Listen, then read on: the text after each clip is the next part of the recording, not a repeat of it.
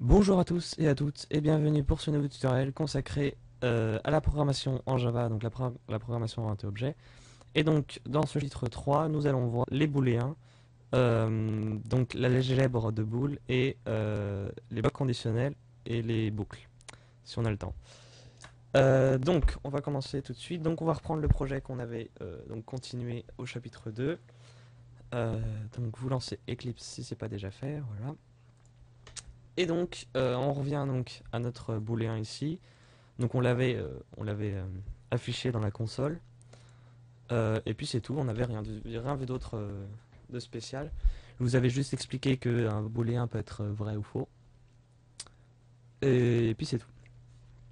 Donc alors, ce qu'il faut savoir en programmation, c'est que la plupart du temps, enfin, disons qu'un programme en moyenne, les lignes de code qu'il y a, c'est soit pour des déclarations de variables, soit pour des conditions. Généralement, enfin, un programme, il a pas mal de blocs conditionnels. Alors, un bloc conditionnel, c'est-à-dire un if, qui signifie si, if, then, else, si, donc, alors, enfin, si, alors, sinon, voilà, c'est mieux. Donc, ça veut dire en fait, si une condition est vraie, alors ça fait quelque chose de particulier, et sinon, donc sous-entendu si c'est faux, ça fait autre chose. Alors, déjà, il faut savoir gérer, bien sûr, la logique booléenne, j'entends. Donc, c'est-à-dire, euh, comment expliquer les expressions booléennes. Donc, c'est des conditions, en fait. Ce sont des... Comment expliquer je vais vous montrer des exemples. Donc, je vous avais parlé la dernière fois du simple égal pour une assignation, et je vous avais dit qu'il y avait un double égal. Et donc en fait le double égal il est pour la comparaison. On va comparer deux variables, enfin deux valeurs, que ce soit des chaînes de caractères. Alors les chaînes de caractères c'est particulier. Les caractères je crois que ça marche. On va tester après. Donc c'est pour comparer généralement des chiffres, des nombres. Donc que ce soit en tant que égal ou non, donc différent ou égal, ou alors inférieur ou supérieur. Ou alors il y a aussi le inférieur ou égal et le supérieur ou égal. Donc par exemple, si on veut comparer, si on met par exemple un entier int i égale 5, et puis on veut comparer i avec 6 par exemple, donc le booléen b, il peut valoir, donc comme j'ai dit, une expression booléenne. Donc l'expression booléenne ici, par exemple, si on veut comparer i à 5, le booléen b, il va représenter si oui ou non notre variable i est égale à 6. Donc là, c'est i, donc vous appelez la variable, double égal pour dire que voilà, double égal pour dire que donc c'est une comparaison. On va essayer de vérifier, de regarder si c'est égal et 6 et point virgule. Et donc là, le booléen b il va valoir, ici en l'occurrence il va valoir faux puisque 5 n'est pas égal à 6. Et donc vous avez fait une expression booléenne. Alors généralement les expressions que vous allez utiliser dans vos programmes seront un peu plus compliquées que ça. Ce ne sera pas avec des chiffres ou des nombres ou des chaînes de caractères, mais ce sera plutôt avec vos objets. On verra plus tard vos classes, vos propres types. Ça sera de l'ordre de 5 ou 6 comparaisons par condition. Ce sera des trucs assez balèzes. Enfin, ça dépend ce que vous faites après, hein, mais bon, c'est assez simple si vous ne faites pas des trucs trop compliqués. Vous inquiétez pas. Alors, on peut faire ce qu'on appelle des opérations entre des booléens. Donc par exemple, si je fais un booléen b qui est donc égal à la comparaison entre i et 6, et que je fais un booléen b2 qui est égal entre, je ne sais pas moi, b, euh, euh, b est égal à false, voilà par exemple. Donc je vous ai dit, on peut comparer deux valeurs, n'importe lesquelles. Donc là, le booléen, il peut valoir soit true, soit false. Et donc si jamais il est égal à false, bah, b2 il sera égal à true. Vous embrouillez pas avec ça. Au début, c'est assez embrouillant, je suis d'accord. Mais voilà. Donc il y a plus simple d'écrire ça en fait. C'est ce qu'on va voir après, ce sont les opérateurs logiques. Les opérateurs logiques, oui, c'est ça. Donc il y a un opérateur logique. Donc le plus simple qui soit, ça permet en fait de simplement faire la négation d'une variable booléenne. Donc là, en l'occurrence, là, on veut vérifier si B est égal à false. Donc ça veut dire que quand B sera égal à false, B2 sera égal à true. Puisqu'on compare B à false, et si jamais c'est égal, bah, par définition, si c'est égal, c'est vrai. Donc notre variable B2 va être égale à true si jamais B est false. Donc il y a un moyen de faire ça, c'est que si jamais on met par exemple B2 égale B, bah, si B est à true, B2 sera égal à true, et si B est à false, B2 sera égal à false. Ça paraît logique puisqu'on assigne la variable B2 à la valeur de B. Mais nous ce qu'on veut c'est que si jamais B2 est égal si jamais pardon, B est false, on veut que B2 soit vrai. Donc ce qu'il faut faire, c'est inverser simplement B. Je sais pas si vous voyez, si vous faites un tableau avec vos... comment dire on peut le faire d'ailleurs maintenant. Un petit bloc-notes. Toc. Si jamais vous faites un tableau, vous mettez par exemple en première colonne B, en deuxième colonne B2. Vous voulez, vous, que quand B soit égal à true, vous voulez que B2 soit égal... quand B est égal à false, vous voulez que B2 soit égal à true. Et quand B est égal à true, par conséquence, B2 est égal à false. Et donc en fait, vous voyez que c'est l'inverse. C'est la négation, ce qu'on appelle la négation. Et donc ici, ça représente exactement la même chose que si jamais on faisait la négation de B. Et donc en programmation, enfin en tout cas en Java, pour exprimer la négation d'un booléen, c'est un point d'exclamation devant la variable. Donc ici, on va mettre point d'exclamation B. Qui va donc dire le contraire, l'inverse, la négation, c'est-à-dire donc l'inverse du booléen B. Voilà, j'espère que vous avez compris déjà ça serait pas mal. Voilà. Et ce qu'on peut faire après, c'est comparer. Donc c'est pas du tout optimisé, enfin c'est pas du tout simplifié ce que je fais, hein, je suis d'accord. C'est juste pour montrer l'exemple. Après, on peut comparer donc deux booléens, donc des variables booléennes, qu'elles soient compliquées ou non. Donc là, par exemple, on peut comparer B2 et B. Sauf que là, en l'occurrence, il y aura toujours un lien entre B2 et B, et donc B3 sera forcément, enfin... Ça dépend ce qu'on met en fait, parce que B2 est l'inverse de B, donc par définition, si on prend l'inverse de B2, et qu'on compare à B, comme ceci, B3 sera toujours égal à true. Puisque on vient de dire que B2, c'est l'inverse de B. Donc l'inverse de B2, c'est l'inverse de B. Et l'inverse de B, c'est B. Donc c'est comme si on faisait ça en fait. B3 égale B comparé à B. Et même Java, il vous le dit que c'est bête, en fait, puisque ça sera toujours vrai. Si mon ordi arrêtait de charger je ne sais quoi, on aurait pu voir à la limite s'il y avait vraiment marqué ça. Allô? Oh là là. En même temps, je suis en train d'uploader, enfin, je suis en train de compresser une vidéo en même temps, donc ça le fait pas trop moyen. Bref, enfin voilà, c'est bon. Donc là, si je mets ma souris là-dessus, voilà. Comparing identical expressions. Donc en gros, c'est comme si on comparait 1 égale 1. Vous le savez déjà, c'est vrai tout le temps.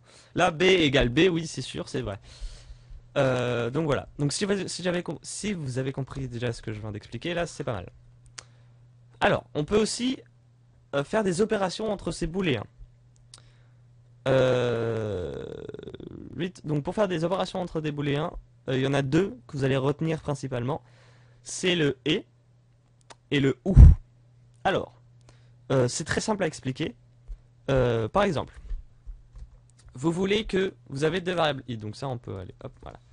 Vous avez, pardon, deux variables i et j. Hop, voilà.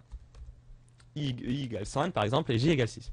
Et vous voulez que les deux variables soient en même temps égales à une valeur particulière pour les deux ou la même pour les deux. Donc, boolean b égale, et donc là vous allez faire ce qu'on appelle un et pour dire que vous allez mettre deux conditions. Et si seulement ces deux conditions sont vraies, alors votre booléen résultat sera vrai. Si par définition les deux conditions sont vraies, si vous avez respecté, si vous disiez par exemple comme ça dans la vie de tous les jours, vous disiez, vous dites, pardon, je veux qu'il fasse beau et que il n'y ait pas de nuages. Ça veut dire que si jamais il y a des nuages ou s'il fait pas beau, ça vous va pas. Parce que vous voulez les deux en même temps. Enfin, je sais pas si mon exemple est concret, enfin, est assez clair. Mais voilà, en gros, c'est comme ça. Enfin, c'est vraiment un et pour vous dire que vous voulez que les deux conditions soient vraies au même moment. Donc là, en l'occurrence, c'est comme ça que ça marche. Alors, je vais vous montrer la syntaxe. Donc vous mettez votre première condition. Donc on veut par exemple vérifier que is soit bien égal à 6 par exemple. On sait rien. Et donc le et commercial qui a sur votre clavier, donc c'est le 1. Par contre vous en mettez deux. Enfin prenez l'habitude d'en prendre deux parce que si vous mettez un seul et, ça correspond pas exactement à la même chose. Ça marchera aussi, hein, ça marchera aussi, vous inquiétez pas. Mais ça correspond pas exactement à la même chose. Enfin en tout cas en C# c'est le cas. En Java je sais pas, mais en tout cas ça marche avec deux et. Donc voilà, mettez deux et comme ça vous êtes sûr. Comme ça vous êtes sûr. Enfin prenez l'habitude, enfin après je sais pas si c'est une bonne habitude ou pas, mais moi c'est ce que je fais et ça marche très bien. Et donc vous mettez donc votre première condition, donc c'est-à-dire vous allez comparer i à 6. Donc si i égale 6, bah, cette expression booléenne elle va être vraie. Et puis de l'autre côté on va mettre et j égale à 6 par exemple. Point virgule pour terminer l'expression. Si cette expression booléenne est vraie et que cette fonction booléenne est vraie, alors le tout, notre variable b là, sera vrai. Donc là en l'occurrence, i n'est pas égal à 5, n'est pas égal à 6, il est égal à 5, donc ça sera faux. Et ça par contre ça sera vrai. Donc le résultat ça sera faux, puisque l'un des deux est faux. Voilà. Voilà. Voilà. Voilà, donc j'espère que vous avez compris. Donc ça c'est l'opérateur et. Vous avez l'opérateur ou, qui est donc comme son l'indique, c'est soit l'un, soit l'autre. C'est expression booléenne numéro 1 ou expression booléenne numéro 2. Donc là, si on fait par exemple booléenne B2, donc c'est soit i égale 6 ou, donc ça là c'est pareil, c'est 2 barres. Alors les barres c'est Alt-GR 6, vous en mettez 2, ou j égale 6. Et donc là par contre, si vous avez compris, simplement le fait que j soit égal à 6 suffit pour que B2 soit vrai. Puisque si c'est soit l'un, soit l'autre, ça peut être donc soit i égale 6, donc là c'est pas le cas, soit j égale 6, donc c'est vrai, soit les deux en même temps. Soit les deux en même temps. Donc du moment qu'il y en ait au moins un qui est vrai, dans les deux expressions ici, votre B2 là il sera vrai. Voilà. Contrairement au et, où il faut vraiment que les deux conditions soient vraies.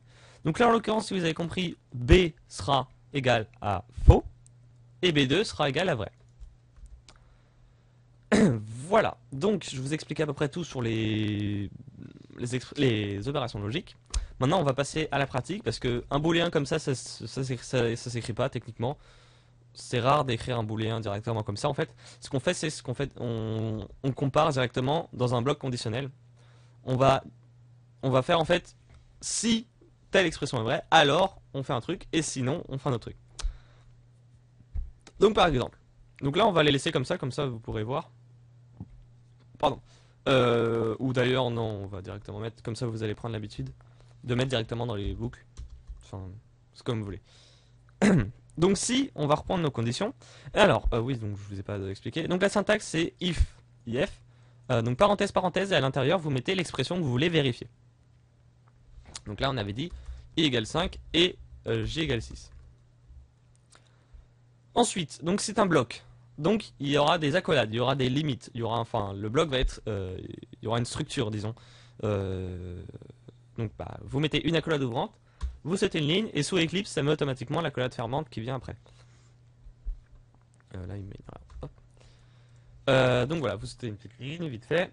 Et donc là, vous mettez vos instructions que vous voulez faire si jamais i égale 6 et j égale 6. Donc par exemple, on va écrire, donc system.out.println. On va écrire en toutes lettres, c'est faux. N'importe quoi. On va écrire, pardon, i égale j. Voilà. Toc. Ensuite, une fois le bloc... donc là, en gros, vous avez fait un bloc conditionnel simple, avec un seul if. Si ça, c'est vrai, alors ça va là-dedans. Et si c'est faux, bah ça fait rien. Donc en fait, ça continue le programme là. Et donc dans tous les cas, là, cette ligne sera atteinte. Même si ce bloc-là, il est vrai, et que vous allez vous rentrer là-dedans, vous faites cette fonction, il va sortir après, Donc il va arriver à la dernière accolade ici. Et après il va faire tout ce qui est après, hein, sans aucun problème. Donc justement, si vous voulez faire en sorte qu'il y ait un truc particulier pour le cas où c'est faux, il suffit de rajouter else. Donc après l'accolade fermante du if, vous mettez else, vous ouvrez notre accolade, vous faites entrer, là ça met automatiquement sous Eclipse. Ah. Vous espacez, vous aérez un peu tout ça, voilà. Et donc là on va mettre system.out.println i différent de j. Ah oui, je vous ai pas dit différent. Enfin, je vais vous montrer de toute façon tous les opérateurs. Donc là c'est out, voilà. Et donc en gros là ce qu'on vient de faire c'est qu'on vient juste de faire un truc tout bidon, hein. Enfin, si jamais i égale 6 et que j égale 6, c'est que forcément i égale j. Y a aucun doute là-dessus.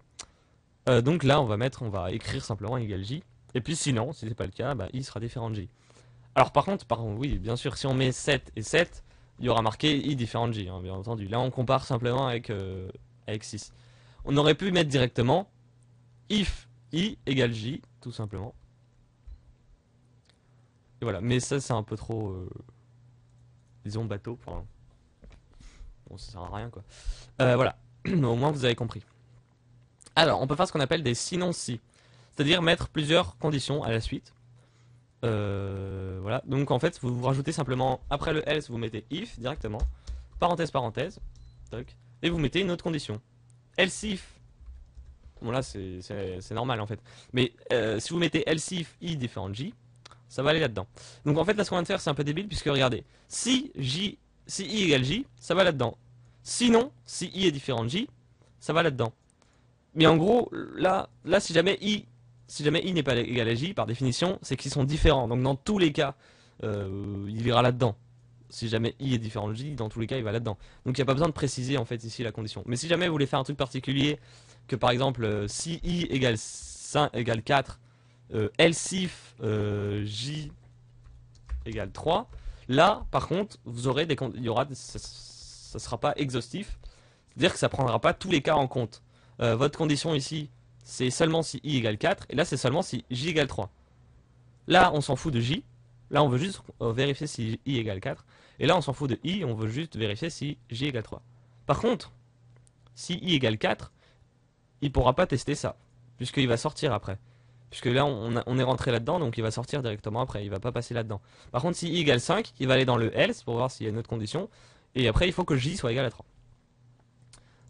Voilà. Donc là, enfin oui, après il faut adapter, hein, mais voilà. Bon, en gros, c'est comme ça que ça marche. Voilà pour les blocs conditionnels. J'espère que vous avez compris. N'hésitez pas à poser des questions. J'espère que ça n'a pas trop été rapide et que je vous ai pas trop embrouillé. Essayez de bien regarder un peu comment ça marche tout ça. Les booléens, vrai, faux, les opérateurs logiques. Alors oui, les opérateurs logiques. Donc vous avez le double égal pour la comparaison. On va mettre ça sur bloc-notes. Toc. Vous avez donc le double égal pour la comparaison. Donc pour vérifier si deux valeurs, deux variables ou ce que vous voulez sont égales. Vous avez le différent, donc c'est le contraire du égal. Et en fait, comme on a vu que le point d'exclamation ça désignait l'inverse d'un booléen, ici en fait ça va être simplement, point d'exclamation égal, pour dire différent. D'ailleurs c'est ce que j'avais marqué, oui j'avais déjà marqué en plus. Donc voilà, ça veut dire différent. Ça va renvoyer true si les deux valeurs sont différentes. Les deux valeurs que vous testez sont différentes. Donc là je vais juste vous montrer. Alors bien sûr il y a un truc à bien comprendre, c'est que le nom s'applique seulement à un booléen. Vous pouvez pas faire nom AB. Enfin, je sais pas si vous voyez, c'est vraiment, ça s'applique à un seul booléen. Par contre vous pouvez faire nom A égale B. Ça va faire en fait l'inverse de A égale B, c'est-à-dire en fait ça va simplement faire différent. Comme s'il n'y avait pas enfin voilà quoi, ça va faire l'inverse. Donc non A, on a vu donc la négation, A égale B, A différent de B. Après vous avez le inférieur, A inférieur à B. Alors ça marche que avec les nombres, hein, bien sûr. Les caractères et les chaînes de caractères c'est un peu particulier, mais ça peut marcher aussi, ça dépend. Vous avez aussi l'inverse, donc enfin l'inverse, le supérieur, donc A supérieur à B. Vous avez le inférieur ou égal et le supérieur ou égal. Voilà. Donc ça c'est tous les opérateurs logiques que vous pouvez faire en Java en tout cas, et dans la plupart des langages de programmation aussi, hein. Mais voilà. Bah voilà, je crois qu'on a tout vu. Donc il nous reste un peu de temps pour voir vite fait les boucles. Euh, ouais, on va voir les boucles. Tac. Alors, on a vu un bloc conditionnel là qui fait que il rentre dans le if si jamais une condition est respectée et il sort et si jamais pardon la condition n'est pas respectée, il va dans le else. Voilà, on a vu ça. Et vous pouvez bien sûr, j'ai pas précisé, mais vous pouvez imbriquer les if et les else. Donc ça va faire un truc genre comme ça. Après vous mettez else, if, else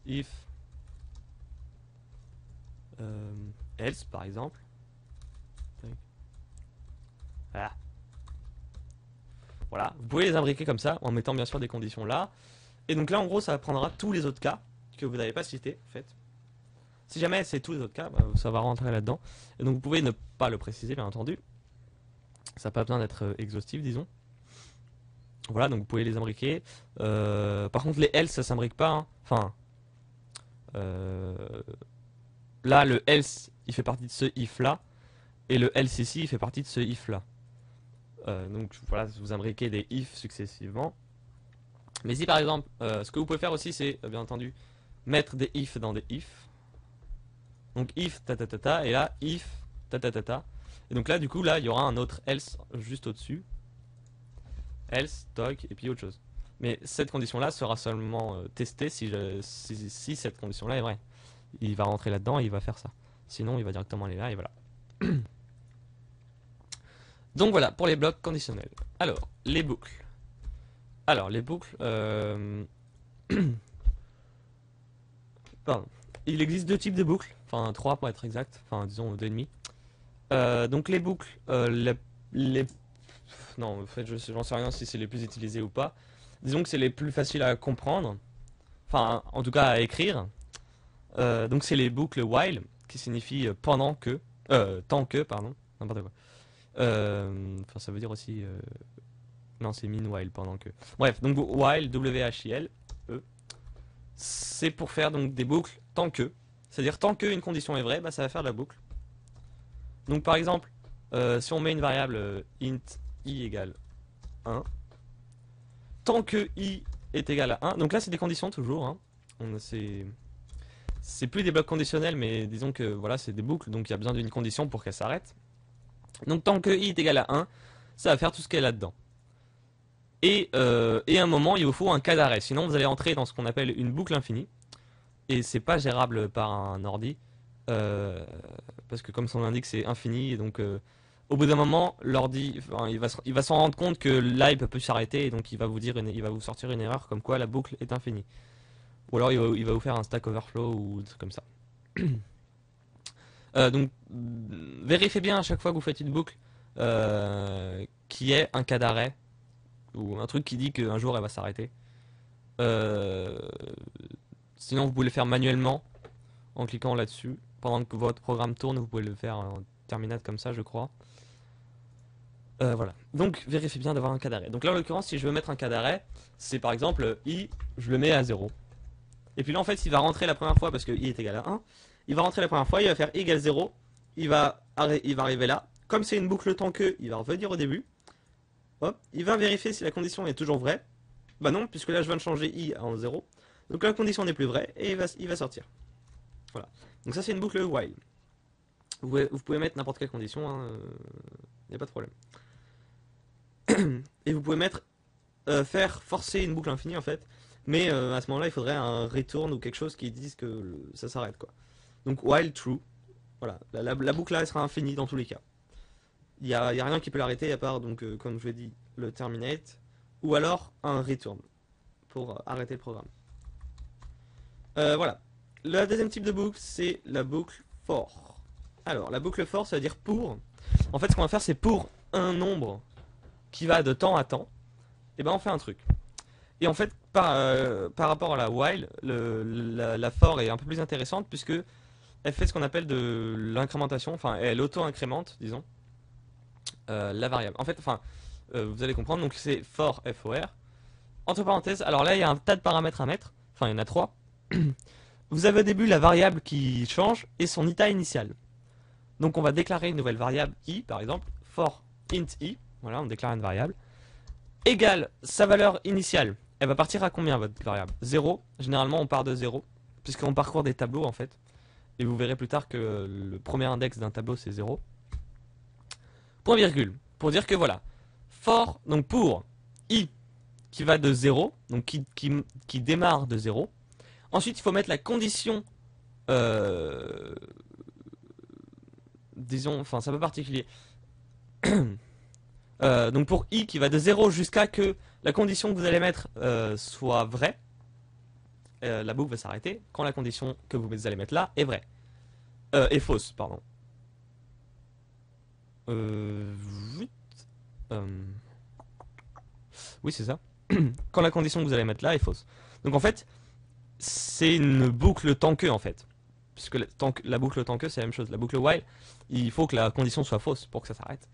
Donc là c'est la même chose en fait. Et donc là généralement vous allez mettre un tableau. Donc par exemple admettons que vous avez un tableau. Je vais pas en faire un mais on va voir plus tard les tableaux. D'ailleurs je pense que ce sera le prochain tutoriel. Voilà. Size. Voilà. La taille du tableau égale 10 par exemple. Voilà. Il y a 10 cases dans le tableau. Et ben vous allez mettre i inférieur à size.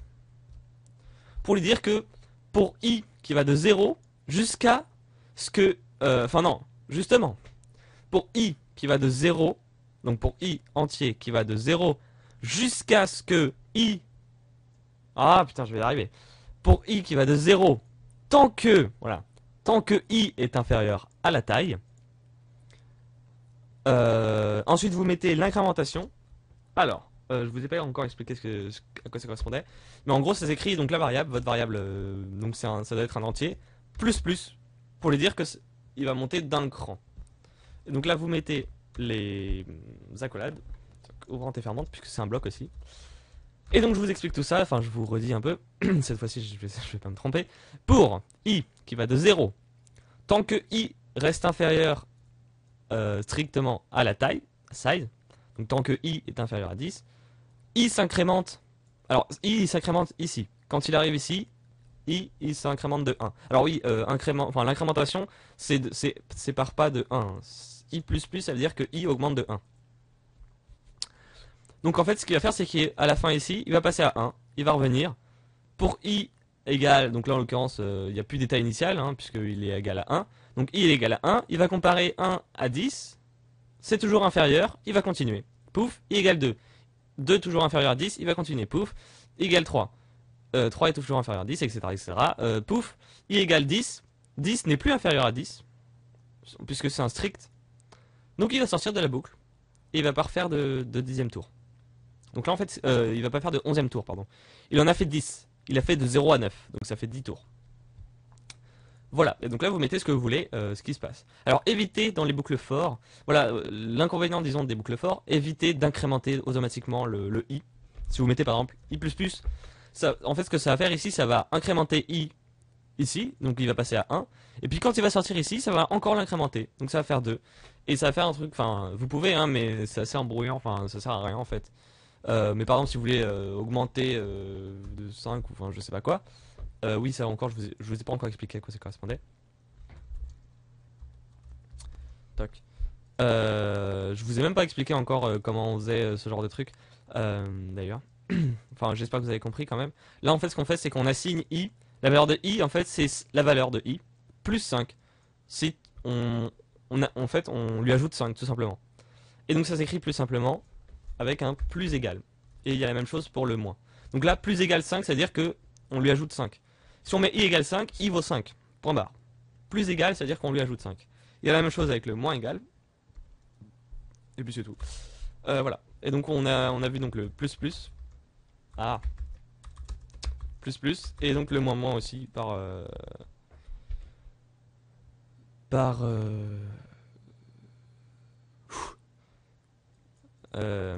bref.